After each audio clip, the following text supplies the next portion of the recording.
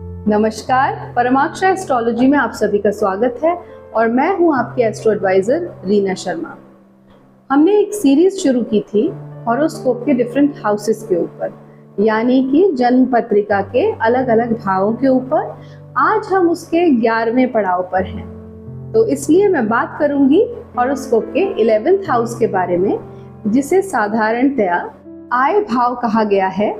और वो इसलिए आय भाव है क्योंकि जो भी कुछ हम अपने कर्म स्थान में कर्म करने से कमाते हैं वो ही हम उसके सेकंड हाउस यानी कि 10th से सेकंड क्या हुआ 11th हाउस, वहां से देखते हैं, उसका विचार वहां से किया जाता है।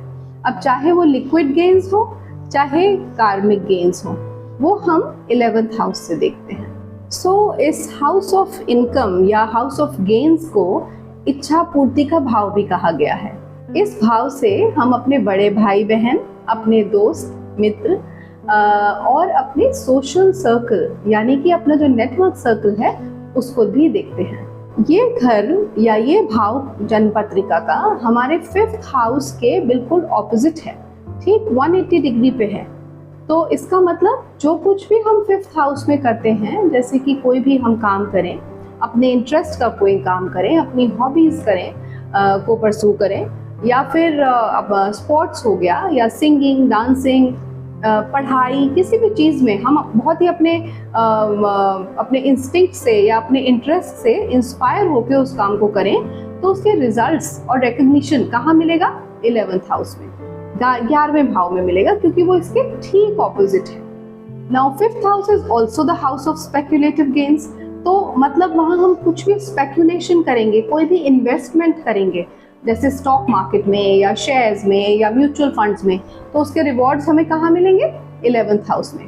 That is why that house is called the house of rewards and recognition and also of gains and incomes. तो वहाँ लिक्विड गेन्स भी हो सकते हैं। अगेन 5th हाउस से हम संतान भी देखते हैं, और संतान क्या है? संतान हमारी क्रिएशन है, वो हम खुद क्रिएट करते हैं। ऑफ कोर्स भगवान की मर्जी होती है, लेकिन संतान वहाँ क्रिएट होती है। तो संतान से मिलने वाला सुख भी हम 11th हाउस से देखते हैं। सो अगर हम बड़े होराइजन पर सोचें तो मोटी मोटी ये बात है कि कोई भी कपल संतान क्यों चाहता है? वो इसलिए कि संतान एक इन्वेस्टमेंट की तरीके से देखी जाती है। उनके मतलब ये कहना बड़ा अजीब सा लग रहा है, पर हर कपल एक इन्वेस्टमेंट की तरह संतान को इस दुनिया में लाता है, क्योंकि उसे ये उम्मीद होती है, उन दोनों को, पति पत्नी को ये उम्मीद होती है कि जब वो बुजुर्ग होंगे, बूढ़े होंगे, तो उनकी संतान उनकी देख रेख करेगी, उनका ध्यान रखेगी। ऑल्दो सभी कहते हैं, और ये बहुत कहना आसान भी है, कि we don't expect from our children, लेकिन ऐसा होता नहीं। मतलब हम कितना भी कहें कि we don't expect from our children, लेकिन जब वो समय आता है, जब अंत समय आता है, जब हमारे लाइफ का एंड हो रहा होता है, उस समय आपको अपने बच्चों की ज़रूरत पड़ती ही है। आप चाहते हैं कि कोई अपना मेरी देखरेख करे, कोई अपना हमारा ध्यान रखे, तो उसके लिए आप संतान को इस दुनिया में जीवन देते हैं, इस दुनिया में लाते हैं। और आप संतान में, उसकी सेवा में आप एक गेन देखते हैं। So that is why I am saying your children are a kind of investment that you make or you create through the 5th house, and then you have gains through the 11th house. So what you sow in the 5th house, you are reaping in the 11th house. हम इस उम्मीद में ये investment करते हैं कि हमें अपने संतान से, अपने बच्चों से एक सपोर्ट मिलेगा। That is why 11th house is also called the house of support. And because 11th house is our support system, so चाहे वो आपके नौकर चाकर हो, चाहे आपके पड़ोसी हो, चाहे आपके दोस्त हो, मित्र हो, बच्चे हो, और या कोई भी जिनसे भी आपको सपोर्ट मिलता है, आपके सिबलिंग्स हो, वो आपके 11th हाउस से हम देख सकते हैं, उनका विचार हम 11वें भाव से कर सकते हैं। सो इसका मतलब जो भी कर्म हम करते हैं, अच्छे या बुरे, उनके रिवॉर्ड्स और रिकग्निशंस हमें 11th हाउस से मिलते हैं। अब अच्छे कर्मों में, जैसे सपोज हम किसी एनजीओ में जाते हैं, या हम किसी ह्यूमन राइट्स के लिए हम फाइट करते हैं, अंडर प्रिविलेज लोगों की हेल्प करते हैं, एनजीओज वगैरह में वॉलंटरी मदद करते हैं, तो हम ये सब हम अच्छे कर्मों में गिनेंगे। और वहीं अगर हम किसी के साथ लूट पाट करते हैं, चोरी चकारी करते हैं या किसी और के धन पे हम बुरी नजर रखते हैं तो वो बुरे कर्मों में आएगा।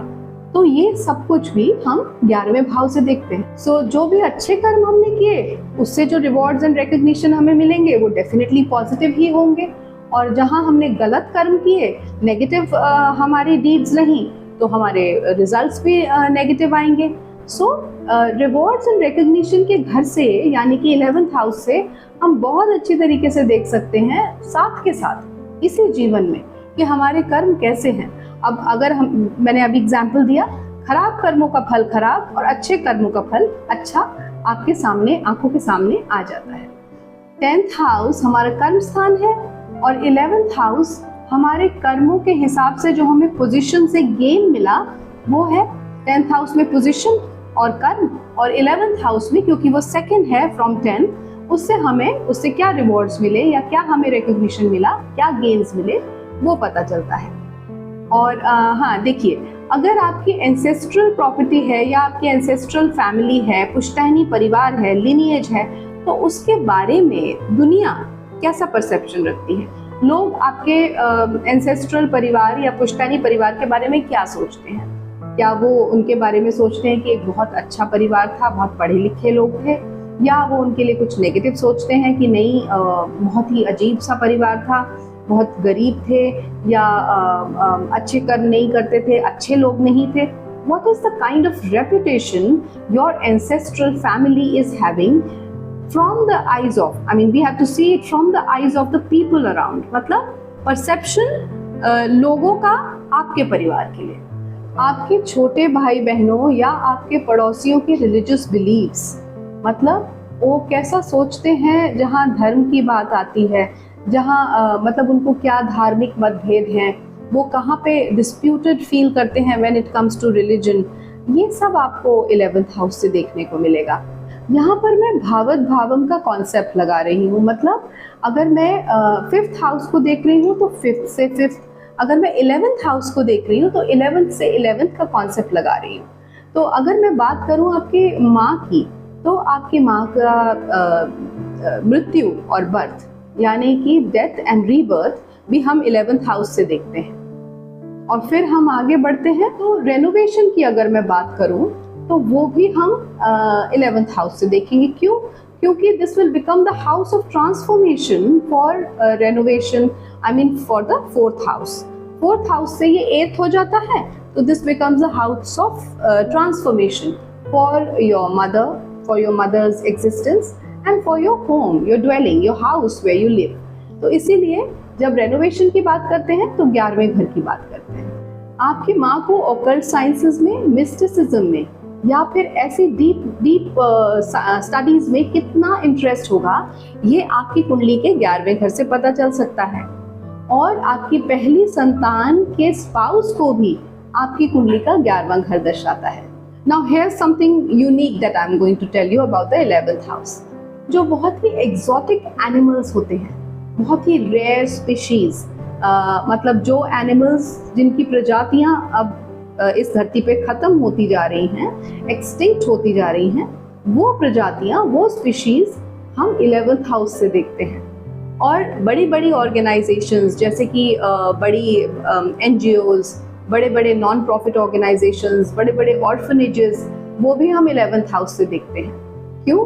क्योंकि वो नॉन प्रॉफिट सिर्फ कहलाती हैं, otherwise they make a lot of profit, we all know that. 11th house से आप पेट्रोलियम देखते हैं, ऑयल्स देखते हैं, जेम्स देखते हैं, एक्सपेंसिव जो रत्न वगैरह आते हैं, बहुत महंगे जो रत्न होते हैं, वो आप देखते हैं 11th हाउस से। और आप 11th हाउस से अपने शत्रुओं के ऊपर विजय भी देखते हैं, वो भी तो एक तरीके का गेन हुआ ना, from the house of gains.